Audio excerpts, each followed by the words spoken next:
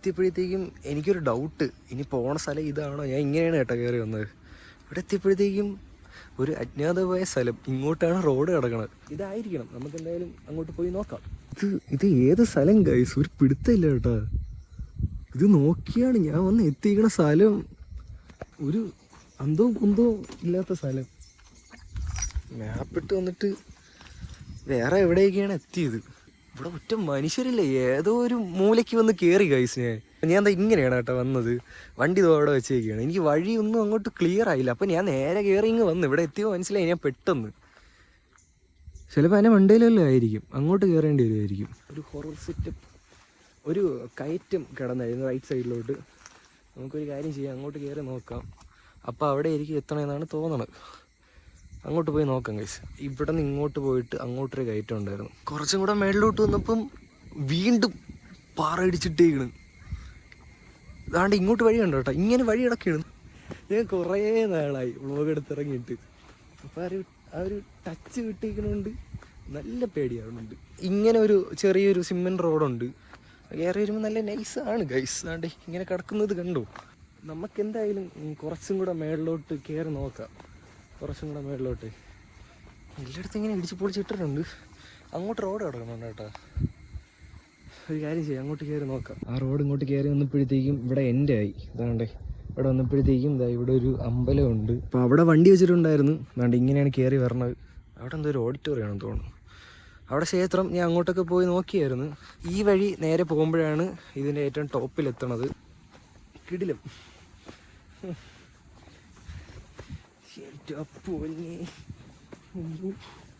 Sound പേടിപ്പിക്കുകയാണ്. ഓ എൻ്റെ പൊന്നി, correct ഇതാ സൂര്യൻ ഏറ്റവും ടോപ്പിൽ. കറക്റ്റ് 12 മണിക്കൊക്കെ കയറുമ്പോഴുള്ള ഒരു വൈബ്. ഇനി ചെറിയൊരു മഴക്കോളും ഇതുള്ളതുകൊണ്ട് അത്ര വെയിലില്ല, ഒരു ഇച്ചിരി ഒരു തണുപ്പുണ്ട്. അമ്മോ, പെർഫെക്റ്റ്. ഓക്കെ.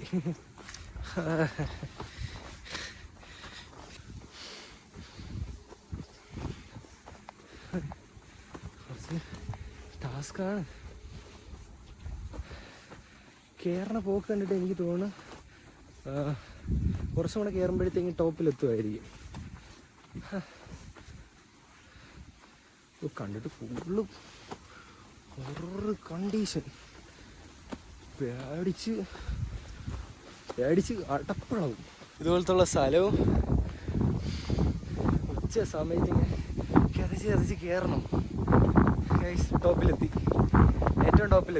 ഏറ്റവും ടോപ്പിലെത്തുമ്പോഴത്തേക്കും അത് കണ്ട അവിടെ ഒരു വേലുണ്ട്.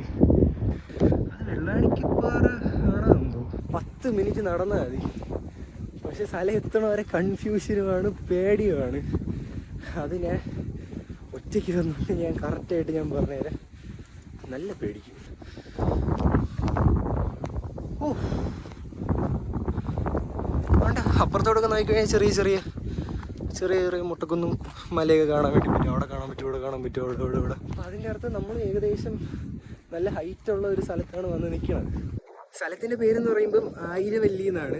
ഈ സ്ഥലത്ത് വരണമെന്നുണ്ടെങ്കിൽ ആയിരവല്ലി നഗരൂര് തന്നെ നോക്കണം. ആറ്റിങ്ങലിൽ നിന്ന് കുറച്ച് ഉള്ളിലോട്ടാണ്.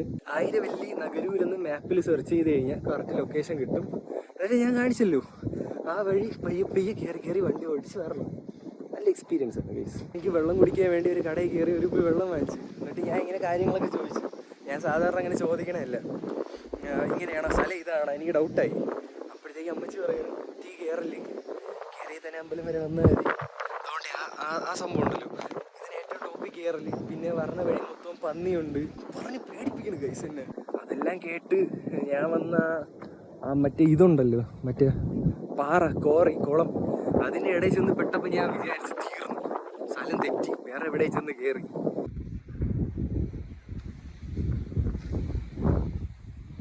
ഒറ്റയ്ക്ക് വരാൻ ഞാൻ ആരെടുത്തും റെക്കമെൻഡ് ചെയ്യൂല.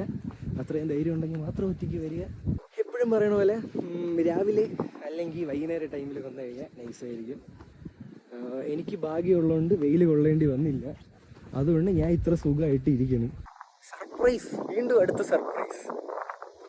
നിന്ന് കറങ്ങിക്കൊണ്ടിരുന്നപ്പോൾ മഴ പെയ്യണ് ഗൈസ്, മഴ വീണ്. പാറയുടെ മണ്ടേ കയറുമ്പോൾ മഴയും കൂടെ നല്ല രസമായിരിക്കും. എനിക്ക് ഫോൺ നനയുമെന്നാണ് ഒരു പേടി. ഇവിടെ എവിടെയെങ്കിലും ഇരിക്കാം, ഞാൻ എവിടെയെങ്കിലും ഇരിക്കാം. അങ്ങനെ കുറേ നാൾക്ക് ശേഷം ഒരു സ്ഥലത്തേറി വ്ളോഗ് എടുത്തപ്പം വൗ, ടോപ്പ് ഭയങ്കര രസമുണ്ട്.